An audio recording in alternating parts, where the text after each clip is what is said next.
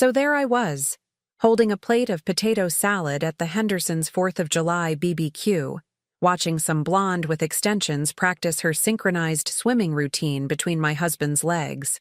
The chlorine wasn't the only thing burning my eyes. Let me set the scene for you. Picture this. Perfect suburban Thursday afternoon in Meadowbrook, our little gated community in Chapel Hill, where everyone pretends their marriages are as manicured as their lawns. The Hendersons' annual 4th of July party, you know, the one where Barrett shows off his new Weber grill like it's a Ferrari, and Thea acts like her store-bought potato salad is a family recipe passed down from the Mayflower. Everyone's there, the whole neighborhood, pretending we're living the American dream while secretly drowning in HOA complaints and credit card debt. I'm Celeste Ramsey, 41, CPA at a boutique accounting firm downtown, mother of 2 teenagers who think I'm approximately as cool as a fanny pack.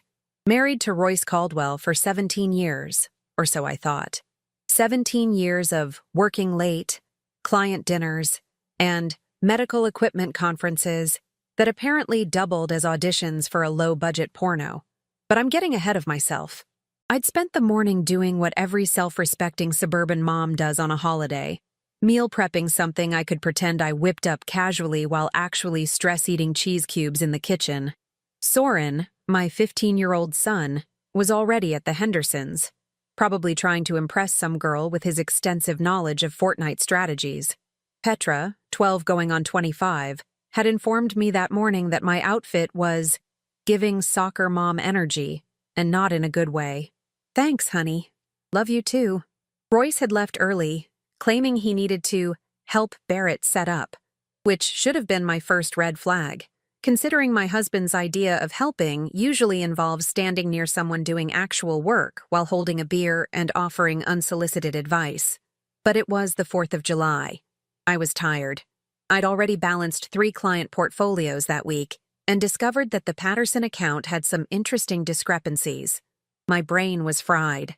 So there I went, walking the 2 blocks to the Hendersons with my mediocre potato salad and my complete ignorance, ready to make small talk about gas prices and pretend I cared about Melissa Morgan's new kitchen backsplash.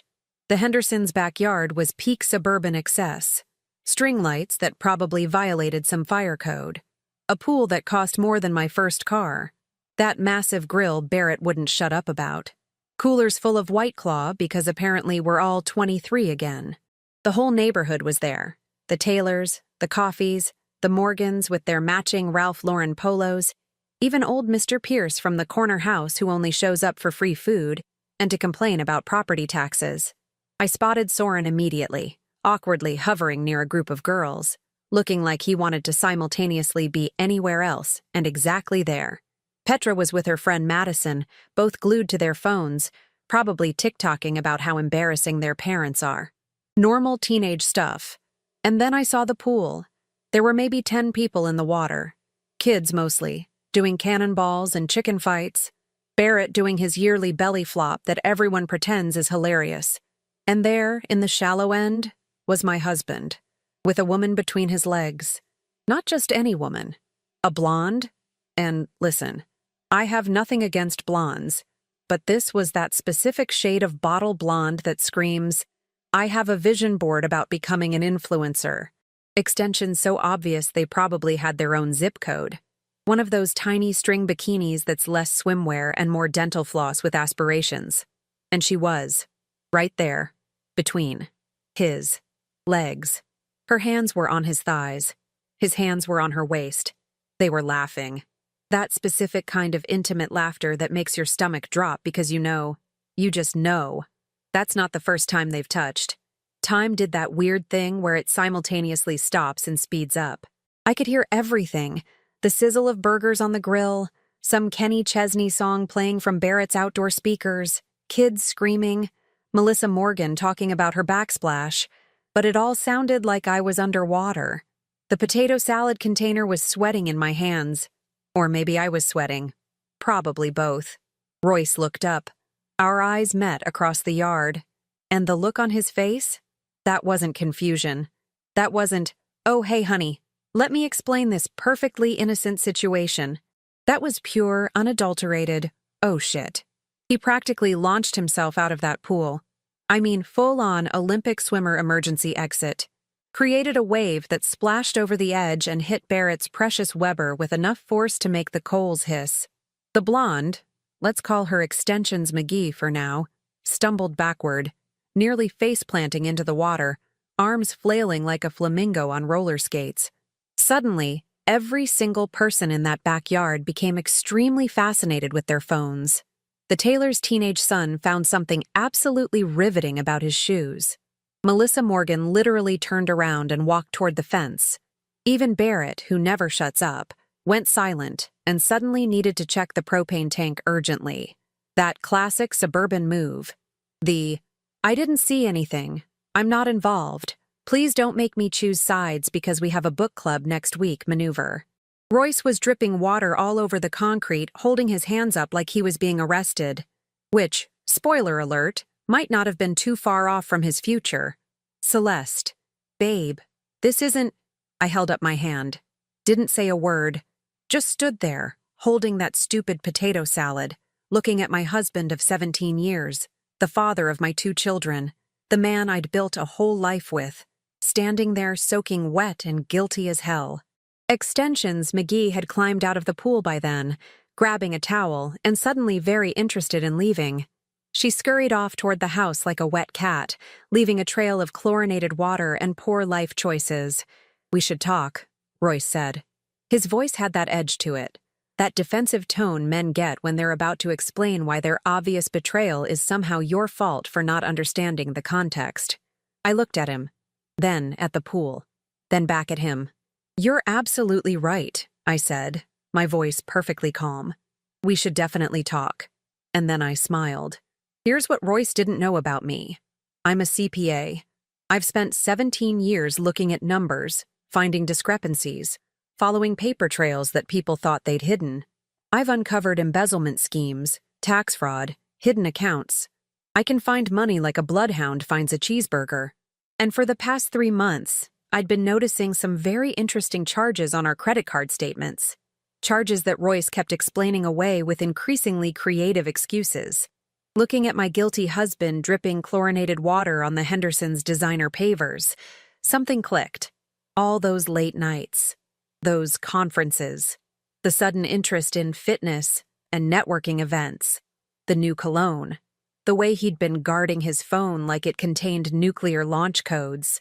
I wasn't just looking at a cheating husband. I was looking at a case study. "Yeah," I said again, still smiling. "Let's definitely talk. I have so many questions. Like, for instance, what's a medical equipment salesman doing with quarterly wire transfers to an LLC I've never heard of? Or why our retirement fund is suddenly missing $43,000? The color drained from Royce's face, faster than the pool water was draining from his swim trunks. "But first," I said, setting down the potato salad on the nearest table, "I think I'll grab a White Claw. It's going to be a very interesting summer." That White Claw tasted like victory and poor decisions, but mostly victory. I didn't leave the party. Oh no, that's what Royce wanted. For me to cause a scene, storm off crying, let him spin the narrative to everyone about his dramatic wife who overreacted to an innocent situation. I'd been married long enough to know the playbook. Instead, I planted myself in a lawn chair next to Thea Henderson, who was desperately trying to act like she hadn't just witnessed her pool become the set of my personal disaster movie. "Love what you've done with the hydrangeas," I said, sipping my drink. Thea looked at me like I'd grown a second head. "Oh, thank you? And this potato salad?" I gestured to the table. "Chef's kiss. You'll have to give me the recipe." It was store-bought from Harris Teeter. We both knew it. But Thea grabbed onto that conversation like a life raft, and suddenly we were talking about gardening and side dishes while my soaking wet husband stood 15 feet away, looking like a golden retriever who'd been caught eating the Thanksgiving turkey. Royce tried to approach me 3 times. Each time I turned to someone else and started a conversation. "Melissa, tell me more about that backsplash. Barrett, how's that Weber treating you? Mr. Pierce, what are your thoughts on the new property tax assessment?" I was a conversational ninja. dodging my husband with the precision of someone who'd spent 17 years avoiding discussions about his mother's casserole recipes. Extensions McGee. I'd later learn her actual name was Mabel, because of course it was. Had disappeared into the house and never came back out. Smart girl. Well, smart-ish. Sleeping with a married man in your late 20s isn't exactly PhD-level decision-making, but at least she had enough survival instinct to read the room. Around sunset, when the fireworks were about to start, Royce finally cornered me by the drinks cooler.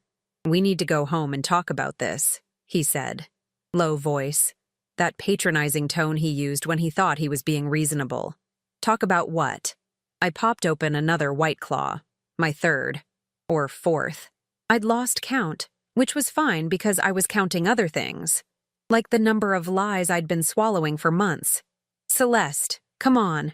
You're making this a bigger deal than it is. And there it was. The gaslight switch. Right on schedule. A bigger deal? I looked at him. Really looked at him. At some point in the past year, he'd started using hair gel. When did that happen? And those swim trunks. I'd never seen them before. They were expensive. Designer brand. The kind of thing a 43-year-old man buys when he's trying to impress someone who wasn't at his bedside when he had food poisoning from bad sushi in 2015. It's not what you think, he continued. Classic. Mabel is a client. Well, not a client exactly, but she works at... I don't care where she works, I said. What I care about is where our money's going. His jaw tightened. Bingo. I don't know what you're talking about. Royce. I smiled. I'm a CPA. You're a medical equipment salesman who barely passed algebra in high school. Do you really want to play the financial literacy game with me? A rocket whistled overhead. Someone's illegal firework, probably. Very on brand for this neighborhood. All about appearances until you look closer and realize everyone's breaking some rule or another. We'll talk at home, he said, and walked away. But we didn't talk at home. Because when we got there, after collecting our kids, who thankfully had been too absorbed in their teenage social dynamics to notice their parents' marriage imploding, Royce grabbed his keys and said he needed to clear his head. He didn't come back that night. Soren asked where Dad was the next morning. Friday, July 5th. I was making pancakes because that's what you do when your world is ending. You make breakfast and pretend everything's normal. Work emergency, I said. The lie tasted worse than Thea's potato salad. Petra looked up from her phone.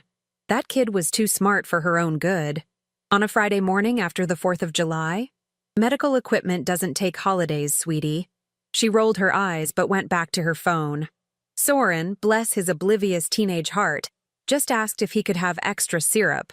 After they finished eating and disappeared into their rooms, Soren to game, Petra to whatever 12-year-old girls do on TikTok, I opened my laptop. Here's the thing about being a CPA. You develop a very specific skill set. You know how to find things. You understand that money always leaves a trail, no matter how careful someone thinks they're being. And you have access to software that can track financial patterns better than the FBI. Our joint account, our credit cards, our mortgage. I went through everything, and there it was. Right there. A beautiful pattern of deception, laid out like a spreadsheet sent from the karma gods. Wire transfers. Every month for the past 8 months. $2,000, regular as clockwork, to something called Meridian Property Solutions, LLC. I'd never heard of it. So I did what any reasonable person would do. I Googled it. Public records are a beautiful thing. Meridian Property Solutions, LLC was registered in North Carolina 6 months ago. The registered agent? Royce Caldwell. My husband had set up an LLC, without telling me, while we were married, in a state with equitable distribution laws. Oh, Royce, you absolute idiot. I kept digging. Meridian Property Solutions had one property, a condo in downtown Chapel Hill, the expensive part, the part where young professionals with Instagram accounts and matcha addictions live. The leaseholder? Mabel Winters, 28, wellness coach and aqua fitness instructor. Wellness coach. Sure, Jan. $2,000 a month for 8 months. $16,000. pulled from our joint savings under the brilliant disguise of business development expenses, which I'd questioned exactly once, back in January, and Royce had explained it away as investing in new client relationships. He wasn't wrong, just not the kind of client relationships you disclose to your wife. But wait, there's more. As they say on those infomercials Royce watches at 2 a.m. when he can't sleep, because apparently insomnia and infidelity go hand in hand. I pulled our retirement accounts, our 401ks, our kids' college funds, the 529 plan for Petra's college, the one we'd been building since she was born, $43,000 lighter than it should be, withdrawn in 3 separate transactions over the past 6 months, early withdrawal penalties paid, taxes that were going to be an absolute nightmare next April. Where did it go? According to the financial trail, it went to investment opportunities through, you guessed it, Meridian Property Solutions LLC. My hands were shaking. Not from anger. Not yet. From that crystal clear moment when you realize your entire life has been a lie and you're sitting at your kitchen table in your world's best mom pajamas that your kids got you for Christmas, looking at evidence that your husband has been systematically robbing your children's future to fund his midlife crisis. The front door opened. Royce. Friday afternoon. He looked terrible. Still wearing yesterday's clothes, unshaven, eyes red. "We need to talk," he said. I closed my laptop, smiled. That same smile from the pool party. "You're absolutely right. We do need to talk. But first, I have a question. Does your mother know you put the lake house in her name?" His face went white. "Oh, yes. I'd found that too. The vacation property his parents left him when his dad died 3 years ago, the one worth about $300,000, suddenly transferred to Lorraine Caldwell's name last month. Quit claim deed. Filed with the county. Public record. Because when you're planning to abandon your wife and kids for your 28-year-old girlfriend, you have to hide assets. And Royce, bless his heart, thought he was being clever. How did you— I'm a CPA, Royce. This is literally what I do for a living. Did you really think I wouldn't notice?" He stood there, opening and closing his mouth like a fish. A guilty, stupid fish who'd just realized he'd been caught in a net of his own making. "The question now," I said, standing up, "is whether you want to do this the easy way or the hard way. Celeste, just let me explain. The easy way is, you move out today, we file for divorce, and we split everything fairly. Well, fairly-ish. I'm keeping the house and 70% of whatever's left after you've finished funding your girlfriend's lifestyle brand. That's not fair. The hard way," I continued, "is I report every single financial irregularity I've found to the IRS, your employer, and anyone else who might be interested in how a medical equipment salesman is running an unlicensed property management company while embezzling from retirement accounts." The clock on the wall ticked. Somewhere upstairs, Soren laughed at something on his computer. Normal teenage sounds in a house that was anything but normal. "You wouldn't," Royce said.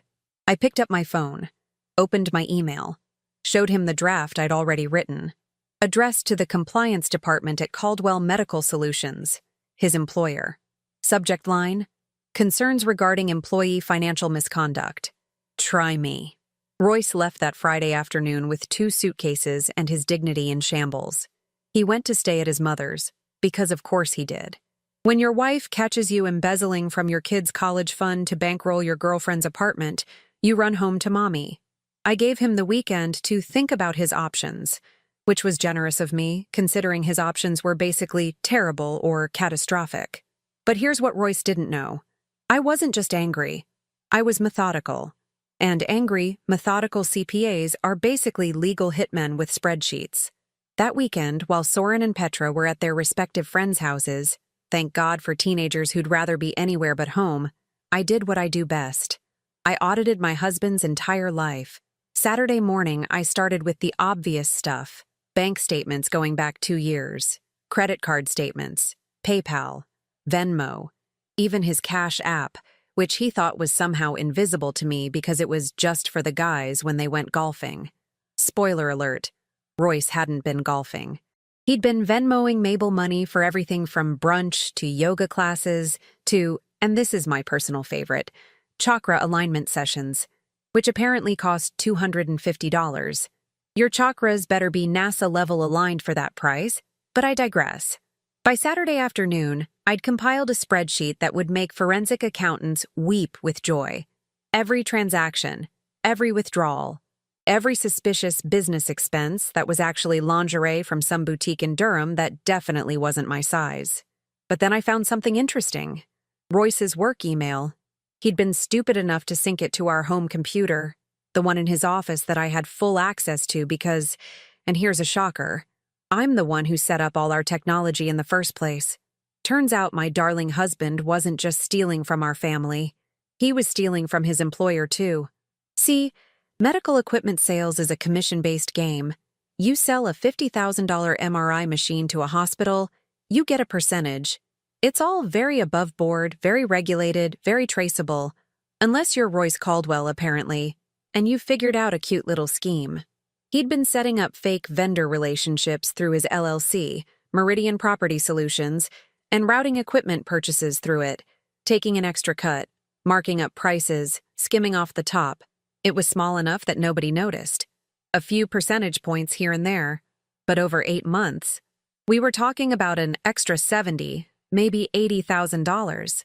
My husband wasn't just a cheater. He was a full-on white-collar criminal.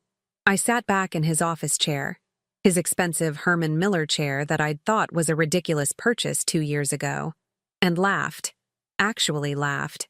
The kind of slightly unhinged laugh that happens when you realize your life has become a true crime podcast. Then I got to work. Sunday morning, I called my college roommate, Vera. She's a family law attorney in Raleigh. We'd stayed in touch over the years, mostly through Christmas cards and the occasional brunch when we could coordinate our soccer mom schedules.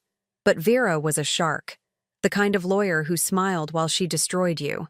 I need a referral, I told her. Best divorce attorney you know. Someone who doesn't lose. There was a pause. Girl, what happened? I gave her the 30-second version. Found Royce with his girlfriend. Discovered financial fraud. Need to protect my kids and myself. Oh, honey, she said. I could hear the grin in her voice. I'm not giving you a referral. I'm taking your case myself. This is going to be fun. Monday morning, July 8th, Vera met me at a coffee shop in Raleigh. I'd told the office I was taking a personal day. They didn't ask questions. Probably because I never take personal days, and I looked like I'd aged 10 years over the weekend. I brought 3 binders, color-coded, tabbed, every financial document I'd found, organized chronologically and by category. Vera opened the first binder, flipped through a few pages, looked up at me. Celeste, this is beautiful. I'm actually a little aroused right now, and that's not something I say often about financial documents. I'm a CPA. If I'm going to war, I'm bringing receipts. Oh, we're not just going to war, Vera said, closing the binder. We're going to commit a legal massacre. How attached are you to that house? Very. Good. You're keeping it. How attached are you to your retirement fund? Extremely. You're keeping most of that too. How attached are you to watching your husband suffer consequences for being an embezzling moron? I smiled. I'm very, very attached to that. Vera outlined the strategy. File for divorce immediately. Go for fault based on grounds of adultery. North Carolina still allowed that, and it would affect property division. Document everything. Get a forensic accountant involved. Subpoena Royce's work records. Freeze joint accounts. File an emergency motion for exclusive possession of the marital home and primary custody. What about his mother? I asked.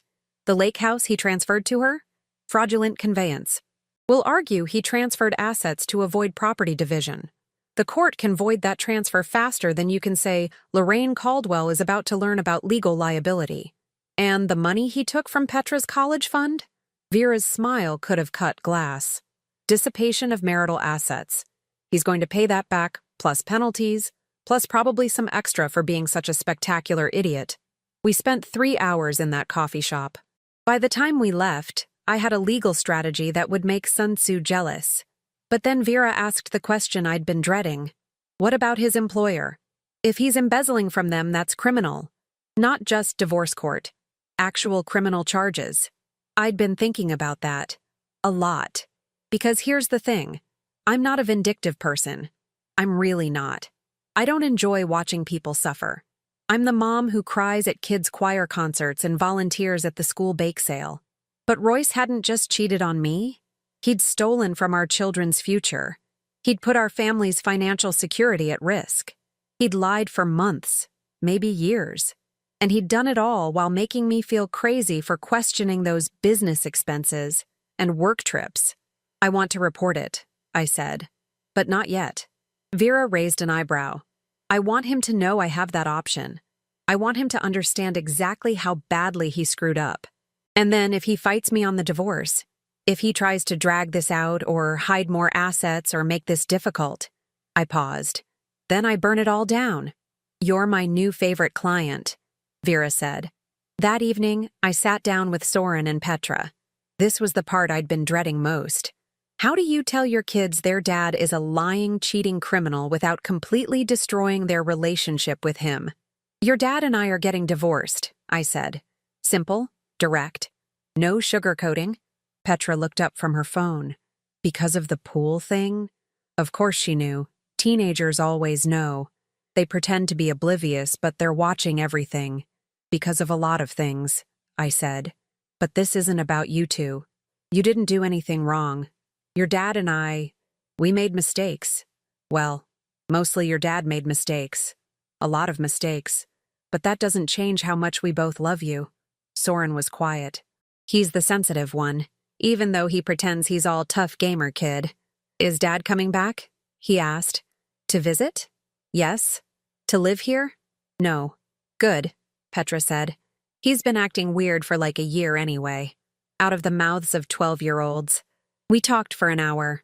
I answered their questions as honestly as I could without making Royce sound like the complete dumpster fire he was. They'd figure that out on their own eventually. Kids always do. After they went to bed, I poured myself a glass of wine. A nice Pinot Noir I'd been saving for our anniversary next month, because irony is delicious, and opened my laptop one more time. I had one more piece of the puzzle to figure out. Mabel.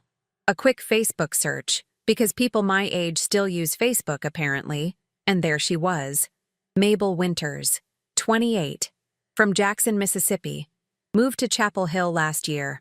Wellness entrepreneur, living my best life. Namaste. Her profile was public and full of photos, yoga poses, green smoothies, motivational quotes about attracting abundance and manifesting destiny, and photos with Royce. Not many, but enough. Carefully cropped so you couldn't see his face fully. But I could see his watch, the Tag Heuer I'd bought him for his 40th birthday. His hands, the scar on his left thumb from when he tried to fix the garbage disposal in 2018. His wedding ring, conspicuously absent in every photo. She'd posted 2 days ago, Friday, July 5th, the day after the pool party.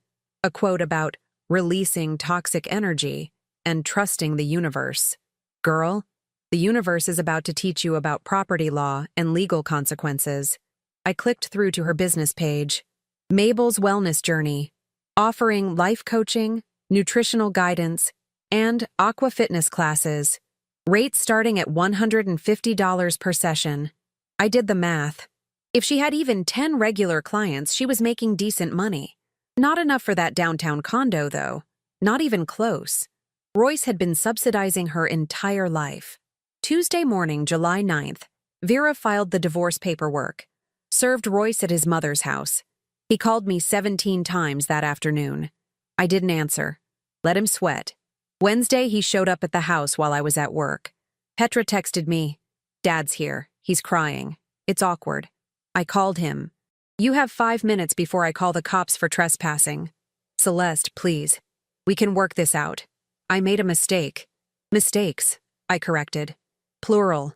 Many, many plural. And no, we can't work this out. Sign the papers, Royce. Make this easy. I can't afford what you're asking for. Then get a better job. Or maybe ask Mabel if her chakra alignment business is hiring. He hung up. Thursday afternoon, my phone rang. Unknown number. I almost didn't answer, but something told me to pick up. Mrs. Caldwell. This is David Fletcher from Caldwell Medical Solutions Compliance Department. We need to schedule a meeting regarding some irregularities in your husband's account management. Would you be available next week? I smiled. Someone else had found the breadcrumbs. I'd be happy to meet, I said. And Mr. Fletcher? I think I have some information that might be relevant to your investigation. The meeting with David Fletcher happened on Tuesday, July 16th, at a conference room in downtown Chapel Hill that smelled like corporate anxiety and overpriced coffee. Fletcher was mid-40s, balding, with the kind of perpetually exhausted look that comes from babysitting grown adults who can't follow basic compliance rules. He brought 2 other people, a woman from HR named Simone, and their corporate attorney, a guy named Pierce who looked like he billed $600 an hour just to breathe. I brought my 3 binders and Vera. Mrs. Caldwell, Fletcher began, we appreciate you taking the time. It's Ms. Ramsey, actually, I corrected. I kept my maiden name. But please call me Celeste. Vera gave me a subtle nod. Good start. Establish that I'm not just Royce's wife. I'm my own person. A person with her own career and her own name and her own very organized binders. Right, Celeste. We've been conducting a routine audit of our sales team's vendor relationships, and we've noticed some irregularities in your husband's accounts. Ex-husband, I said. Well, soon-to-be ex-husband. The papers are filed. Fletcher's eyebrows went up. I see. Well, that's actually relevant. We've discovered that Royce has been routing equipment purchases through a third-party LLC called Meridian Property Solutions. Are you familiar with this entity? I opened binder number 2, tab C, slid it across the table. Meridian Property Solutions LLC was registered by Royce on November 18th of last year. He's the sole member. It has one asset, a rental property in downtown Chapel Hill, leased to his girlfriend. He's been using it to mark up equipment sales and pocket the difference. I estimate he's taken approximately $75,000 to $80,000 over the past 8 months. The room went silent. You could hear the air conditioning hum. Pierce, the attorney, leaned forward. How did you— I'm a CPA, I said simply. And I have access to all our joint financial records. Had access, past tense. I've frozen everything as of last week. Fletcher looked like Christmas had come early. Would you be willing to provide copies of these documents for our investigation? Absolutely. On one condition. Vera put her hand on my arm. We'd rehearsed this part. What condition? Pierce asked. I want to know what actions you're planning to take. Because if we're going to do this, I need to know my kids and I are protected. Royce's criminal stupidity isn't going to blow back on us financially or legally. We're planning to terminate his employment immediately, Simone from HR said. And we'll be referring this to local law enforcement for potential criminal charges. Wire fraud, embezzlement, possibly more. Good, I said. Because he also stole $43,000 from our daughter's college fund to finance this little entrepreneurial venture.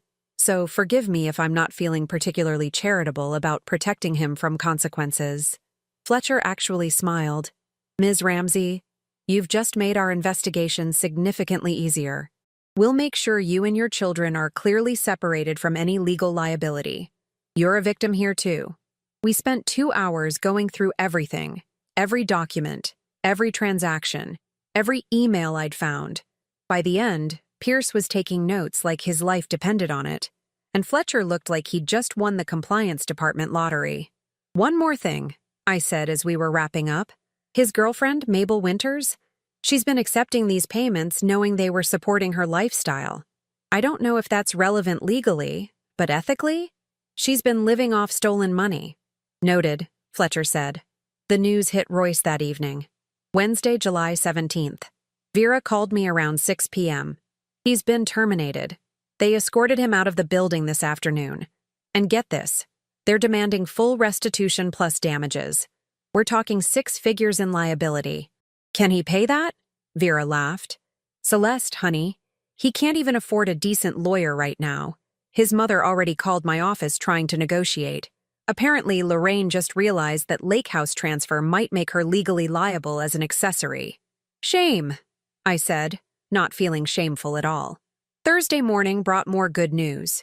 The Chapel Hill Police Department white-collar crime unit opened an investigation. By Friday afternoon, Royce had been formally charged with embezzlement and wire fraud. But wait, as those infomercials say, there's more. Mabel's landlord, the actual property owner of that downtown condo, found out the rent had been coming from fraudulent sources. Eviction notice posted on Monday, July 22nd. She had 30 days to vacate. I know this because Mabel called me. Actually called my cell phone. The audacity. Mrs. Caldwell, this is Mabel. I wanted to say I'm sorry. I didn't know he was married at first, and then when I found out, he said you two were separated and— Mabel, I interrupted. Let me save you some time. I don't care about your explanations. I don't care about your side of the story. You're 28 years old. You're old enough to Google someone before you sleep with them. You're old enough to question why a separated man is still wearing his wedding ring in family photos all over social media. You're old enough to understand that when someone's funding your entire lifestyle, you should probably ask where that money's coming from. Silence on the other end. But here's what I do care about, I continued. My husband, ex-husband, stole from our children to pay your rent. He committed crimes to buy you yoga pants and chakra alignments and whatever other wellness nonsense you're peddling. So no, I don't accept your apology. I hope your next life coaching session teaches you about personal responsibility. I hung up. It felt amazing. The divorce proceedings moved faster than expected. Royce didn't have money for a protracted legal battle. Shocking what happens when you embezzle your way into criminal charges and unemployment. His public defender for the criminal case advised him to settle the divorce quickly and favorably to me. Something about showing remorse and accepting responsibility. By mid-August, we had a settlement agreement. I got the house. I got 70% of all remaining marital assets. I got primary custody of Soren and Petra, with Royce getting supervised visitation until his legal issues were resolved. I got the cars, both of them. I got child support and alimony that would be garnished directly from whatever future employment he managed to secure. The lake house? The court voided the transfer to Lorraine. It became a marital asset, which meant I got my share. We sold it. The money went into a trust for Soren and Petra's college funds, rebuilding what Royce had stolen, with interest. Lorraine stopped speaking to me entirely, which was honestly the best outcome of this whole situation. No more passive-aggressive Thanksgiving dinners where she'd ask when I was going to give her real grandchildren, as if Soren and Petra were somehow defective. Royce's sentencing happened in October. 3 years probation, community service, full restitution to Caldwell Medical Solutions, and a felony record that would make future employment in medical sales approximately impossible. Mabel moved back to Mississippi in September. Her Instagram went quiet around then. Last I checked, and okay, I checked because I'm petty but I'm not a saint. She's working at a gym in Jackson teaching water aerobics. Full circle, I guess. The kids adjusted better than I expected. Petra started seeing a therapist. Her idea, not mine, which made me proud. She told me one day in the car, coming back from Target, "You know what's weird? I'm not even that sad. Like, Dad made his choices. That's on him. 12 years old and already wiser than her father. Soren took longer to process everything. He's the sensitive one. But by Halloween, he admitted that the house felt less tense without his dad there. Like, we can all breathe now, he said. Yeah, kid. Exactly like that. My promotion at work came through in November. Senior partner, corner office, 20% raise. The managing partner told me my attention to detail and analytical skills are unmatched. Thanks, Royce. Your criminal incompetence really highlighted my professional competence. I started doing consulting work on the side, helping people going through divorces understand their financial situations. Turns out there's a huge market for CPAs who can translate "your spouse is screwing you financially" into actionable legal strategy. Vera refers clients to me. I refer clients to her. It's a beautiful symbiotic relationship built on the ashes of other people's failed marriages. By December, I'd paid off the legal fees, rebuilt the emergency fund, and booked a spring break trip to Disney World for me and the kids. Just us three. No complicated family dynamics. No walking on eggshells. Just overpriced theme park food and matching t-shirts that say, "Making Magic Happen." Petra rolled her eyes when I showed her the shirts. Mom, that's so cringe. I'm a divorced 41-year-old woman taking her kids to Disney World on her ex-husband's theoretical future earnings, I said. I've earned the right to be cringe. She smiled despite herself. Fair. Christmas was weird. First one without Royce. But also the first one where I didn't have to pretend everything was fine while Lorraine made passive-aggressive comments about my cooking, and Royce disappeared into his phone every 15 minutes. We made new traditions. Soren picked the movie. Some action thing with explosions. Petra made hot chocolate with an obscene amount of marshmallows. I wore pajamas all day and didn't care who judged me. It was perfect. On New Year's Eve, after the kids went to bed, Soren at a friend's house, Petra having a sleepover with Madison, I poured myself champagne and stood on the back deck of my house. My house. Mine. The neighborhood was quiet. String lights still up from Christmas. Someone a few streets over was playing music, probably getting ready for midnight. I thought about that 4th of July party, 5 months ago, standing there with potato salad, watching my marriage explode in a suburban swimming pool. And I laughed. Not a bitter laugh. Not an angry laugh. Just pure, genuine amusement at the absurdity of it all. Because here's what Royce never understood. You can't build a life on lies. Eventually, the foundation cracks. And when it does, you better hope the person you've been lying to isn't a CPA with access to public records and a vindictive streak disguised as professional competence. My phone buzzed. Text from Vera. Happy New Year, you magnificent shark. Brunch next week? I texted back. Absolutely. I'm buying. I can afford it now. The fireworks started at midnight. Someone nearby, probably the Taylors, was setting off the illegal kind. Very on brand for Meadowbrook, where everyone follows the rules except when they don't. I raised my champagne glass to the sky. Here's to new beginnings. I said to no one in particular. And to men who underestimate their wives. May they forever learn the hard way. The fireworks exploded overhead. Gold and silver and blue, lighting up the January sky. Beautiful. Expensive. Gone in an instant. Just like Royce's freedom and financial security. Poetic, really. You know what nobody tells you about revenge? It's not actually sweet. It's more like efficient, clinical, like balancing a spreadsheet where all the numbers finally add up correctly. I'm writing this on a Tuesday afternoon in March, sitting in my corner office with the view of downtown Chapel Hill that I definitely earned. It's been 8 months since the 4th of July BBQ that changed everything. 8 months since I stood in the Hendersons' backyard holding potato salad and watching my marriage drown in chlorinated water. Spring break is next week. Soren, Petra, and I are flying to Orlando. Those matching Disney shirts are packed and ready, despite Petra's protests. Soren's actually excited, though he's trying to play it cool because 15-year-old boys aren't supposed to admit they still like Mickey Mouse. But I caught him Googling best rides at Magic Kingdom last night, so the secret's out. The kids are doing fine. Better than fine, actually. Therapy helps. So does having a parent who doesn't lie to them constantly. Petra made honor roll last semester. Soren joined the robotics club and suddenly has opinions about Arduino boards that I absolutely do not understand, but pretend to follow. They see Royce every other weekend now. Supervised visitation ended in January after he completed his court-mandated counseling. He's living in a 1-bedroom apartment near the mall, the sketchy mall, not the nice one, and working at a car dealership. Sales, because apparently that's all he knows how to do, though I imagine having a felony record makes the background check conversations interesting. The kids come back from his place and don't say much. I don't push. They'll talk when they're ready, or they won't. Either way, they know I'm here. Lorraine tried to reach out in February, sent a card for Petra's 13th birthday with a check for $50 and a note about healing family wounds. I let Petra decide whether to cash it. She did, then spent the money on concert tickets for her and Madison. Grammy's funding Taylor Swift, she announced.